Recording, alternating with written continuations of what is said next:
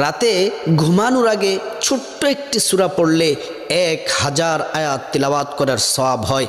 আল্লাহ রসুল সাল্লাল্লাহু আলাইহি ওয়াসাল্লাম সাহাবাদেরকে বললেন, হে আমার প্রাণের সাহাবারা, তোমরা কি প্রতি রাত্রে 1000 আয়াত তিলাওয়াত করে কি তোমরা ঘুমাতে পারবে? সাহাবীরা কেউ ভয়ে হাত তুললেন না। সিদ্দিক আকবর, আবু বকর সিদ্দিক, হজরত ওমর, হজরত ওসমান আলী কেউ হাত তুললেন না। আল্লাহ রসুল সাল্লাল্লাহু আলাইহি ওয়াসাল্লাম বললেন, তোমরা কি কোরআনের সেই ছোট্ট সূরাটি তাকাসুর কি তোমরা কি পাঠ করতে পারো? আবু বকর সিদ্দিক হাত তুললেন, ওসমান আলী, তালহা, সাদ বিন আবি ওয়াক্কাস প্রত্যেকটা সাহাবী হাত তুললেন।